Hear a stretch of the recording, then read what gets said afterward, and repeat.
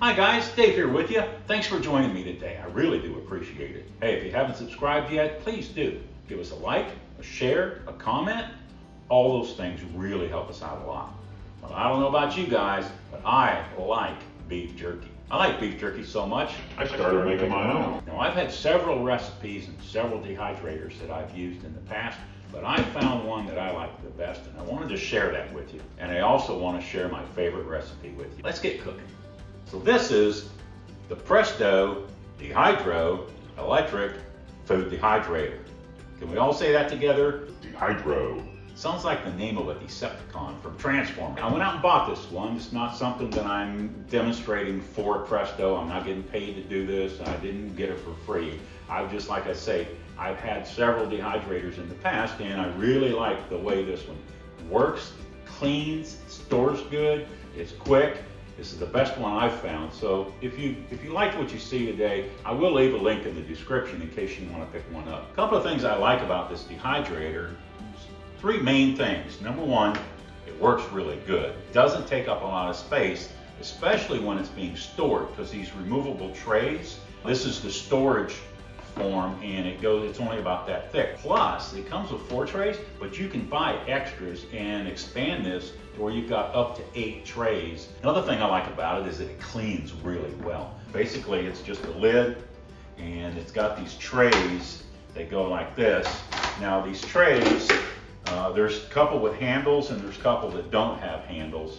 And there's a slick side and a kind of the bottom side, the rough side. And it even tells you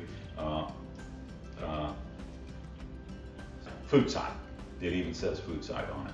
So help you remember which one. And then for storage, this says up for storage. But again, it's very easy to use. And when you get it going, it's got a nice bottom tray to catch any drippings, so you don't get anything on the counter or wherever you're cooking. So the way this thing goes together is you start out with one of the ones that's got the side handles on it, and you put it in there like that, and it just nests right there, and it says food side. And then you alternate with one of the ones that doesn't have handles. Again, this is not the right side. You go this, it says food side up, and it goes like that. And then the next one is the one with handles, food side up. And then the last one goes like this. I'm sorry, like that. And see how much taller it is than the other way? And then the lid just goes on it like that. It's very light. You can put it anywhere you want. It stores easy. Now let's get on to making some jerky. I started going to my local butcher shop. It's Ryan's Meats in Largo, Florida. If you ever get to Largo, check them out. They're good. Now for the meat, I like to use a London broil that he's already cut very thin on his deli slicer. He packages it up this way, and I tell you, this makes really good jerky. Can you see the marbling in that? Isn't that great? You want marbling in your beef jerky because it really adds a lot of flavor. So let's take a look and see how thin he's cutting this. Like, that's one piece. I don't know if you can see how thin that is. That's about 1/8 of an inch right there. I like to cut it in half and then in half again. So first I'm going to cut it this way, like that, and then I'm going to cut it this way.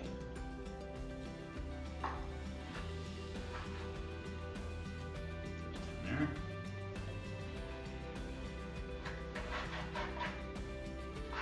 Like so. And then that makes a nice piece of jerky about that thick right there. And it's some good sized ones and different sized ones. So that's how I like to cut it to make the jerky. Now for the sauce. So there's a 1/2 cup of soy sauce. And then we'll do another 1/2 cup. All right, we got 1 cup of soy sauce, and we'll do the same with teriyaki sauce. Now I like this Kikkoman's teriyaki. This particular one has no preservatives in it. Hey, and that's another reason why I like to make my own beef jerky, because I know what's in it. I know the quality of the meat I get from my meat guy, and I know what I'm putting into it. It's got no extra preservatives that you might get from the store-bought ones. So we're going to use 1-to-1 ratio, a cup of soy sauce and a cup of teriyaki. Now this is a baste and glaze. Gives it a little bit of thickness, a little texture. Okay, so there's a whole cup of that. Next, we're going to use hickory flavored liquid smoke.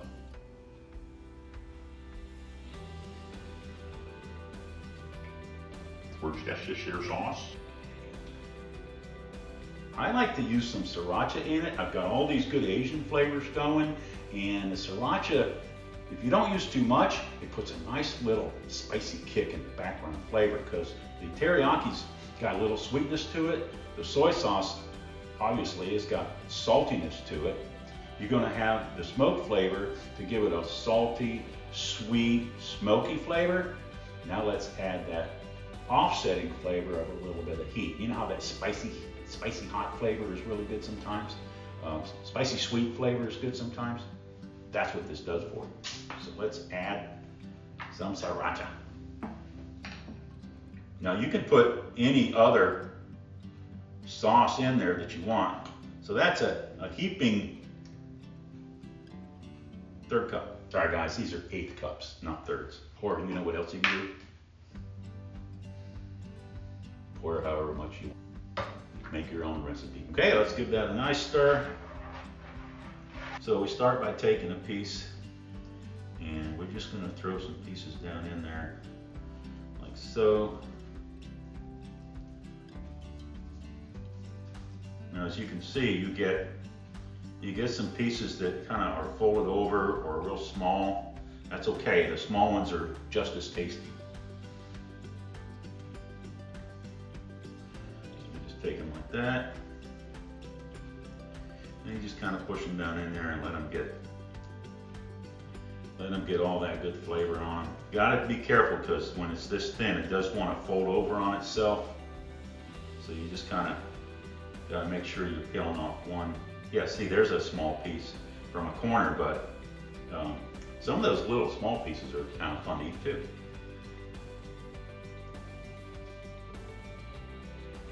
They don't have to be perfect.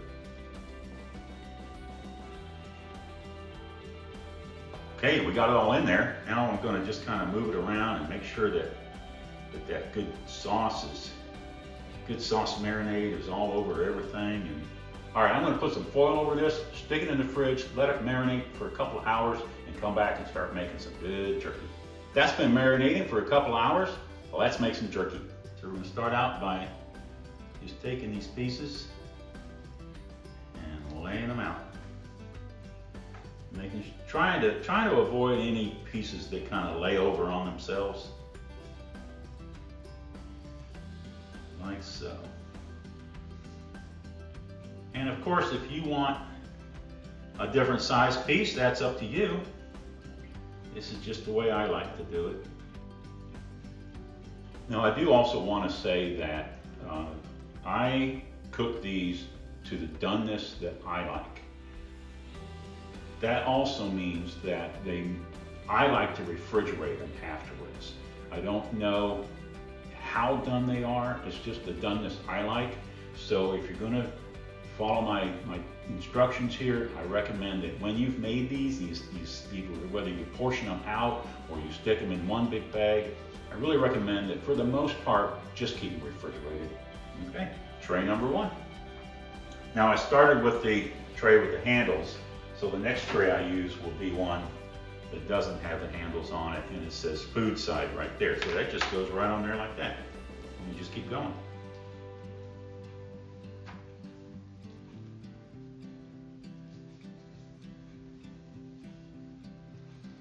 Now another thing I like to do when I'm laying these out is some of them that don't look like they've got quite as much sauce on them as I want, I'll just go ahead and dip them right back in there before I put them on. And just get that extra sauce on there, that extra glaze for flavor. Try to have a little bit of space in between them if you can when you start out. Now they are gonna shrink up and create their own space between them, but if you can have a little space between them, that's gonna help them cook a little faster.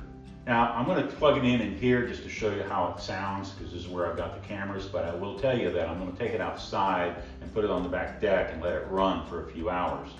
It does smell great to me, but my better half really doesn't like the whole house to smell like that in a couple hours. So, you know, if I got to take it outside. So, but it's good. But let's plug it in and show you how it sounds. Oh, and there's no on and off switch on this thing. You plug it in and it works. So, move over here.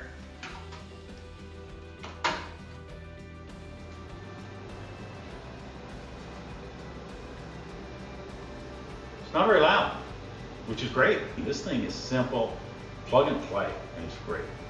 Let's take a look, see how it is, and maybe give it a taste if it's done. That looks good enough to eat. That's great. I can see some moisture on there, and really what that is that fat. It's not the liquid, it's fat. And I'll give you an example of how this looks. It's, I don't know if you can see that, you can even kind of see through it a little bit, but it's just perfect. Look at that. Oh man, that's how I like it. I like it a little pliable and a little on the chewy side. Not like the shoe leather you get out of store-bought ones. We won't name any names, but they're pretty famous, and they have a big guy that's in some of their commercials, or used to be. But all right, let's give it a taste. Wow, that's really good. So what I'm going to do now is just take and put this on my board here. And that's what it looks like when it's done, to where, like I say, it's real easy to clean. Check out this great beef jerky we made. It's delicious. It's easy to do, kind of fun to make, and boy is it delicious. Hey, stick around. Let's just see what's next with Dave. Thanks.